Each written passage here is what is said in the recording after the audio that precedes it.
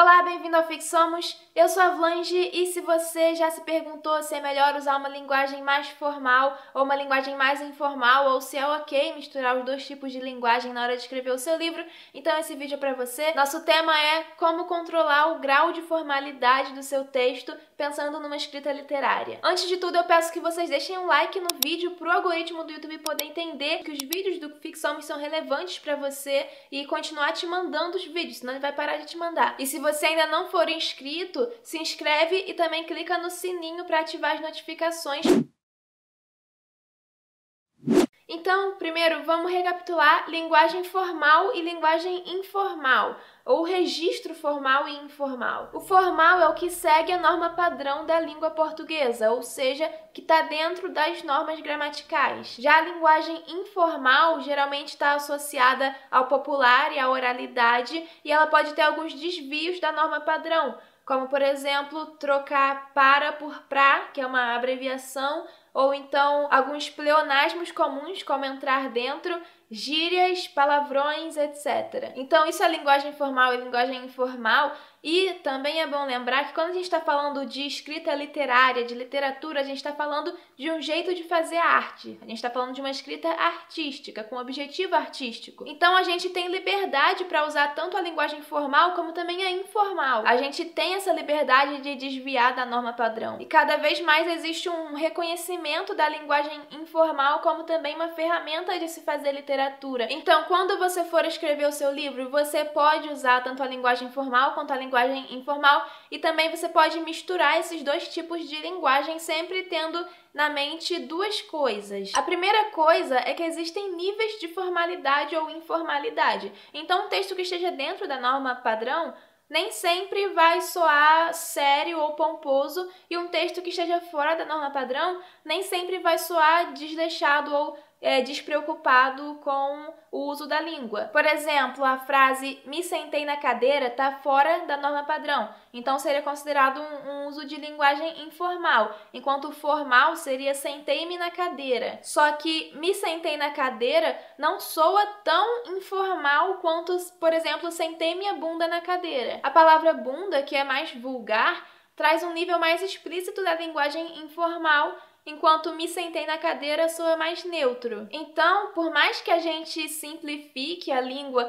fazendo essa oposição de linguagem formal de um lado e informal de outro, isso não é uma oposição absoluta, sabe? Por isso que muitos linguistas trabalham essa questão dos registros formais e informais, não só como formal e informal, mas sim como vários tipos de registro que podem variar nessa escala de formalidade. Ou seja, existem tipos de registro que podem ser mais ou menos formais do que outros. E a segunda coisa para você ter em mente é que o uso de cada um desses registros ou a variação deles ao longo do texto vai passar mensagens para o leitor, vai passar sentimentos para o leitor. O leitor vai ter uma reação aos registros que você está usando. Então é bom você ter em mente o que você quer transmitir para o público e quem é esse público. Pensando no público-alvo, vamos supor que você está escrevendo para adolescentes, por exemplo. Uma linguagem mais informal pode se comunicar melhor com esse público por soar mais jovem do que uma linguagem muito formal e muito complexa. Já em livros eróticos, por exemplo, cabe um registro mais vulgar, porque talvez um registro mais formal e mais rebuscado soe artificial e não cumpra com o objetivo do livro. Uma coisa que você também pode fazer, independente se seu livro é jovem, se é erótico, para qualquer tipo de livro, é usar um registro mais popular nos diálogos para remeter à oralidade e usar na narração mesmo um registro mais formal, seja mais neutro ou até mais rebuscado mesmo. Isso é, por exemplo, o que eu fiz no meu livro A Nosso Herói, Um Tiro no Peito, que você pode ler aqui no link da descrição. Agora, pensando no que o autor quer transmitir, acho que um bom exemplo para analisar é esse livro aqui, O Sol na Cabeça, do Giovanni Martins, que foi lançado recentemente pela Companhia das Letras. O autor desse livro, Giovanni Martins, ele nasceu em Bangu e ele mora no Morro do Vidigal, e no livro, que é formado por 13 contos, ele tenta trazer essa realidade dos jovens da periferia, não só no enredo nem nos personagens, quer dizer, também no enredo e nos personagens, mas também na linguagem. Por exemplo, o primeiro conto, que se chama Rolezinho, assim, ó. Ele é todo escrito num registro bem informal, como nessa passagem aqui que eu vou ler. O caô era que ele queria ficar morgando em casa, em vez de partir com nós. Teco é maluco, até parece que ia conseguir dormir com aquela lua. Geral falou que na praia ele ia ficar tranquilão, só palmeando as novinhas, dando uns mergulhos para refrescar a carcaça. Mas ao mesmo tempo ele não fica só nesse tipo de registro em todos os contos, porque a intenção do autor não é mostrar só essa possibilidade linguística do cara da favela. Então tem contos que usam a linguagem formal, como por exemplo o caso da borboleta, e contos que variam um pouco, que usam expressões formais e expressões informais, por exemplo o conto A Viagem. No livro Como Funciona a Ficção, que eu apresentei num vídeo recente, o James Wood diz que a variação de registros tem a capacidade de enriquecer um texto, principalmente pelo humor, porque contraria as expectativas dos leitores. Só que como esse livro originalmente é em inglês, os exemplos que ele dá fazem mais sentido em inglês. Então eu peguei um exemplo de um livro brasileiro para fazer mais ou menos o mesmo tipo de análise que ele faz, ou seja, o exemplo que eu peguei é de um livro que cria humor por essa variação de registros. É um livro da Hilda Hilst que se chama Contos de Escárnio, Textos Grotescos, que está nessa coleção lindíssima aqui. Essa história é narrada em primeira pessoa, então a gente tem um narrador personagem, e nesse trecho ele está descrevendo um professor de história. Dizia a Lira que a humanidade continuará seu caminho demente, que somente um idiota não vê que os homens continuarão per secula seculorum a cometer desatinos, imundícies, baixezas, escroterias. Humanidade, com letra maiúscula, é um certo pedantismo. Depois vem a palavra idiota, que já é um registro mais informal. Per secula seculorum é bastante rebuscado, é uma expressão em latim. E depois vem uma sequência de 4 substantivos, cada um diminuindo o nível de formalidade, até o último que é bastante informal, porque é uma palavra inventada, derivada de uma palavra vulgar. Então esse trecho traz um humor zombeteiro, zombando desse pedantismo acadêmico do personagem, né, que é um professor de história, e faz essa zombaria, esse humor, a partir do contraste dessas expressões pedantes, formais, que o professor de história usaria com expressões informais, que de certa forma são mais pé no chão do que a linguagem formal apresentada nesse trecho. E uma coisa interessante que contribui para o efeito que esse trecho aqui tenta passar é que a Hilda Hilst usou um discurso indireto. Eu tenho um vídeo sobre discurso indireto, discurso direto e indireto livre, então se você quiser ver tá aqui nos cards, mas o discurso indireto é quando o autor coloca a fala do personagem não exatamente como se deu, ele não reproduz a fala do personagem como o personagem falou com a voz do personagem,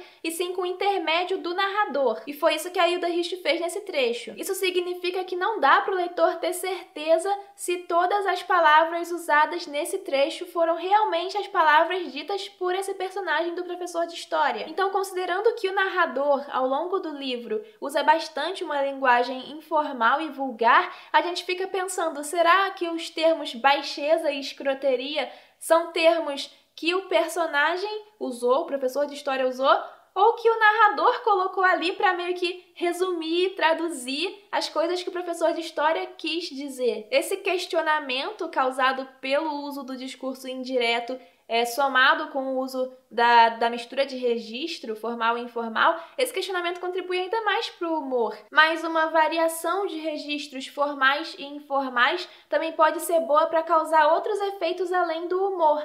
Como, por exemplo, nesse livro aqui, Enterre Seus Mortos, da Ana Paula Maia, que foi outro lançamento recente da Companhia das Letras. O protagonista desse livro, que é o Edgar Wilson, ele é um personagem recorrente nos livros da Ana Paula Maia. No Enterre Seus Mortos, o Edgar dirige uma caminhonete que retira animais mortos da pista. Então ele coloca os animais na caçamba e leva para o lugar onde os animais vão ser descartados. Então, esse protagonista, ele é um homem frio, ele é um homem, de certa forma, enrijecido pelo trabalho, né? Só que o Edgar Wilson, ele ainda tem uma humanidade mesmo dentro dele, como se fosse uma parte ainda não corrompida. E aí tem um trecho em que um casal pede para ele ajudar a filhinha, criança que tá ardendo em febre, levar a menina para o hospital porque a ambulância não quer chegar, e o Edgar pede que a família mate o cachorro deles para poder justificar, né, que ele vai estar tirando um animal morto de lá, porque essa é a função dele, e ele coloca a menininha, coloca o casal e coloca o cachorro morto, todo mundo junto na caçamba, junto com os outros outros animais mortos que já estavam lá na caçamba da caminhonete também, e leva essa família para o hospital. É um ato de altruísmo e bondade do Edgar Wilson, só que ao mesmo tempo tem essa coisa fria, essa atrocidade de mandar matarem o cachorro e também de colocar os caras junto com um monte de animal morto. E a cena termina numa menina que tava pra morrer indo pro hospital pra ter a chance de viver. Esse dualismo, vida-morte, altruísta, egoísta e, vamos dizer, os tons de cinza que existem entre essas dualidades, entre esses extremos, são o Edgar Wilson, são a essência do personagem, vamos dizer assim, e são a própria proposta do livro, é o que o livro quer mostrar, quer retratar. Então, tendo esse contexto, a gente agora vai ler um trecho em que a Ana Paula Maia usa uma variação entre linguagem formal e informal para passar justamente essa proposta para mostrar o Edgar Wilson para o leitor e o complexo que esse personagem vive. Esse parágrafo é logo depois dessa cena toda que eu falei, de levar a menina para o hospital. E depois de sair do hospital, o Edgar vai para uma lanchonete. Abre a porta do estabelecimento e sente o cheiro de café fresco e bolo de laranja. Pede licença e segue para o banheiro. O cômodo é espremido e seus ombros quase tocam as paredes enquanto mija no mictório encardido. Lava as mãos na pia do lado de fora do banheiro, olha-se no espelho e percebe alguns pequenos respingos de sangue no rosto. Lava a face com água e sabão e antes de seguir para uma das mesas, confere se não há mais sangue sobre si. O parágrafo é todo num registro formal que predomina no livro, né, como um todo, só que tem uma palavra que destoa, que é a palavra mija. E ela não destoa só das outras palavras, como destoa dos atos do personagem de pedir licença antes de entrar no banheiro e lavar a face com água e sabão. A palavra face aqui provavelmente foi usada para não repetir rosto, que já tinha sido usado logo no final da frase anterior. Só que eu achei uma escolha interessante, porque, por exemplo, a autora podia ter falado lava a cara. Lavou a cara seria mais coerente com a palavra mijar, mija, né? Só que eu acho que essa escolha de face, ao invés de cara ou de alguma outra palavra que fosse mais coerente com mijar, é mais um indício de que mijar no mictório encardido tá lá para chamar atenção, como se fosse para chamar atenção no meio da multidão e passar para o leitor esse sentimento que retrata o complexo do personagem. Então esse é mais um exemplo de um uso consciente da linguagem formal e informal, tendo em vista a proposta do livro e o que a autora quis passar, né? E esse vídeo já tá grandão, eu espero que essas análises que eu fiz tenham te ajudado a olhar melhor, talvez, para essa questão da linguagem formal e informal. Se você gostou do vídeo, dá um like, não esquece do like, gente. E compartilha esse vídeo com outros escritores, porque se você acha que esse canal merece crescer, você tem um papel essencial nisso e eu vou ficar muito agradecida. Até a próxima!